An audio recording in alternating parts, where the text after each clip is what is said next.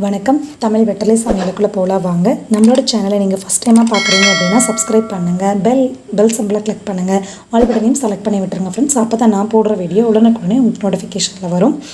நம்ம இன்றைக்கி முலாம் பழத்தை வச்சு 3 ரெசிபியை பண்ணியிருக்கோம். அது எப்படி பண்ணியிருக்கோம், அதுக்கு என்னென்ன பொருள் தேவை, அதோட இது கூடவே இதோட பெனிஃபிட்ஸ் என்ன அப்படிங்கிறதையும் இந்த வீடியோ மூலமாக நான் உங்ககிட்ட ஷேர் பண்ணிக்கிறேன்.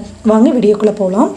பழம் நல்லா பழுத்திருந்தது அப்படின்னா தான் நல்லா டேஸ்ட் கொடுக்கும். நமக்கு நல்ல வாசனை வரும். பழுத்திருந்தது அப்படின்னா ஒரு டிஃப்ரெண்ட்டாக ஒரு வாசனை வரும். அதை வச்சு நம்ம தெரிஞ்சுக்கலாம் பழம் நல்லா பழுத்திருக்குன்னு சொல்லிட்டு. இப்போ அதை நல்லா கட் பண்ணியாச்சு. கட் பண்ண பழத்தை நடுவில் இருக்க விதை பகுதியை நம்ம சுத்தமாக எடுத்துடணும். எடுத்ததுக்கப்புறம் தான் நம்ம மற்ற ஐட்டம்ஸ் பண்ண முடியும். இப்போ இது போல் நல்லா சுத்தமாக எடுத்து விட்டுடலாம். இந்த விதைப்பகுதியை எடுத்து கீழே போட்டுறாதீங்க. இதனால் ஒரு முக்கியமான பெனிஃபிட் இருக்குது. என்ன அப்படின்னா, வீட்டில் குட்டீஸ் எல்லாம் இருந்தாங்க அப்படின்னா அவங்களுக்கு அடிக்கடி பூச்சி குடையுதுன்னு சொல்லுவாங்க. அப்படி பூச்சி குடையுதுன்னு சொல்கிற டைமில் இந்த விதையை நல்லா அலசிட்டு காய வச்சு மிக்சியில் போட்டு பவுடர் பண்ணி ஒரு அரைட்டை பவுலில் போட்டு வச்சுக்கோங்க. அவங்க குழந்தைங்க பூச்சி குடையுதுன்னு சொன்னாங்க அப்படின்னா இந்த பவுடரை கொஞ்சம் எடுத்து தேன் கலந்து கொடுத்தீங்க அப்படின்னா அவங்களுக்கு பூச்சி குடையிற ப்ராப்ளத்துலேருந்து ரெக்கவர் ஆயிடுவாங்க. அதே போல் இதே போல் இந்த டம்ளரில் கொஞ்சம் சுடு தண்ணியில் இந்த பவுடரை கலந்து கொடுத்தீங்க அப்படின்னாலும் அவங்க குடிக்க சொல்லுங்கள். குடித்தாங்க அப்படின்னா பூச்சி குடையுது சரியாக போயிடும் அவங்களுக்கு. இப்போ இந்த விதையை நல்லா சுத்தமாக எடுத்தாச்சு. இப்போ இதை உள்ளே இருக்க சதைப்பகுதியை மட்டும் நம்ம கரண்டி வச்சு எடுத்துக்கலாம். எடுத்ததுக்கப்புறம் நம்ம ஜூஸ் போட்டுக்கலாம். இது ப்ரெக்னென்ட் லேடிஸ் சாப்பிட்டாங்க அப்படின்னா அவங்களுக்கு உடம்புக்கு அது ரொம்ப நல்லது. ஏன்னா இதில் நீர்ச்சத்து நிறையா இருக்குது. நீர்ச்சத்து இருக்கனால ப்ரெக்னென்ட் லேடிஸ் வெயில் டைமில் 8லேருந்து பொதுவாகவே 8லேருந்து 12 டம்ளர் வரையில் அவங்க தண்ணி குடிக்கணும்.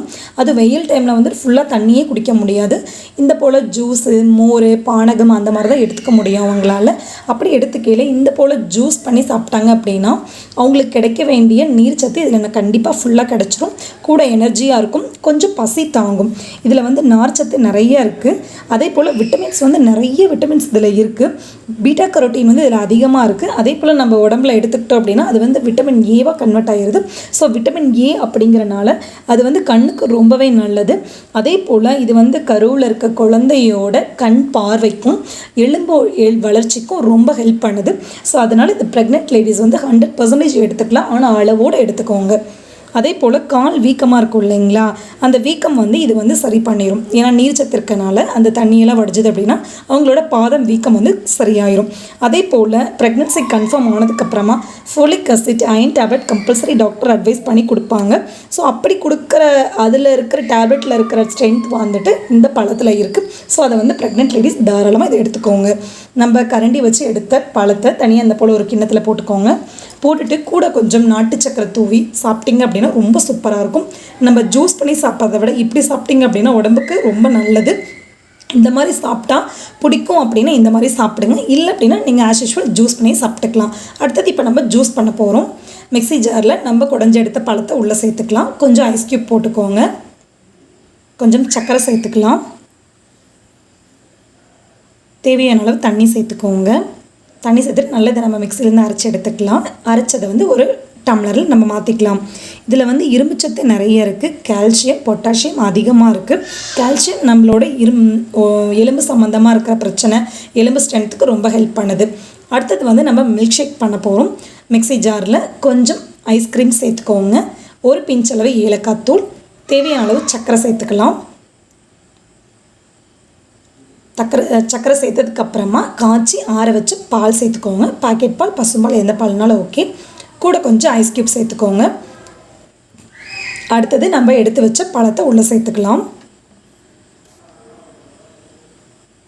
அவ்வளோதான், உள்ளே சேர்த்தாச்சு. இப்போ இதை நல்லா நம்ம அரைச்சி எடுத்துக்கலாம். இது செரிமான சக்தி இதில் அதிகமாக இருக்குது. நார்ச்சத்து இருக்கனால இதில் நிறைய செரிமான சக்திக்கு ரொம்ப ஹெல்ப் பண்ணுது. அதே போல் இது நோய் எதிர்ப்பு சக்திக்கு ரொம்ப ஹெல்ப் பண்ணுது. ஒரு டம்ளரில் கொஞ்சம் கார்னிஷ்காக ஐஸ்கிரீம் அப்ளை பண்ணிக்கோங்க.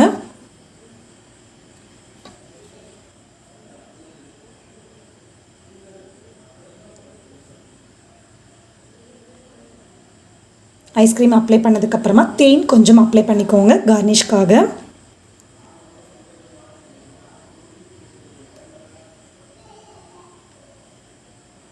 அப்ளை பண்ணியாச்சு. அப்ளை பண்ணதுக்கப்புறமா கொஞ்சம் ஐஸ் க்யூப் சேர்த்துக்கோங்க. சேர்த்துட்டு நம்ம அரைச்சி வச்ச ஜூஸை உள்ளே சேர்த்துக்கலாம். இது வந்து இரத்த சிவப்பணுக்களை வந்து உற்பத்தி பண்ணுறதுக்கு ரொம்ப ஹெல்ப் பண்ணுது. அதனால நோய் எதிர்ப்பு சக்தி நமக்கு அதிகமாகுது. அதே போல் சர்மம் க்ளோவிங்காகவே இது ரொம்ப ஹெல்ப் பண்ணுது. இது நம்ம இந்த ஜூஸ் அடிக்கடி நம்ம எடுத்துக்கிட்டோம் அப்படின்னா நம்ம ஸ்கின் வந்து நல்லா சாஃப்டாக க்ளோவிங்காக இருக்க ஹெல்ப் பண்ணுது. அதே போல் வந்துட்டு இதில் வந்து ரத்த அழுத்தம், அப்புறம் வந்து சர்க்கரை நோயாளி இருக்காங்க இல்லையா, சுகர் பேஷண்ட்டு, அவங்க வந்து இந்த ஜூஸை தாராளமாக எடுத்துக்கலாம். சர்க்கரையோட அளவை வந்து நல்லாவே கண்ட்ரோல் பண்ணுது, இன்சுலின் சுரக்கிறதுக்கு ஹெல்ப் பண்ணுது. அவ்வளோதான். மேலே கொஞ்சம் தேன் அப்ளை பண்ணிட்டு கார்னிஷ்காக பாதாம் பிஸ்தா நான் சேர்த்துருக்கேன். நீங்கள் முந்திரி சேர்த்துக்கிறதுனால முந்திரி சேர்த்துக்கலாம், இல்லை இது இல்லாமல் சாப்பிட்றதுனால சாப்பிட்டுக்கலாம். அவ்வளோதான். மில்க் ஷேக், ஜூஸு ப்ளஸ் வந்துட்டு நம்ம அப்படியே பழத்தை உதிர்த்து போட்டு நாட்டு சக்கரை போட்டு சாப்பிட்டோம் இல்லைங்களா, 3 டைப்பாக நம்ம பண்ணியாச்சு. இது வந்துட்டு நீங்கள் இந்த ரெசிபியை கண்டிப்பாக ட்ரை பண்ணி பாருங்கள். உங்களுக்கு இதில் என்ன ஃப்ளேவர் பிடிக்கும் அப்படிங்கிறத கமெண்ட் பண்ணுங்கள். நம்மளோட சேனலுக்கு சப்ஸ்கிரைப் பண்ணுங்கள். தேங்க்யூ.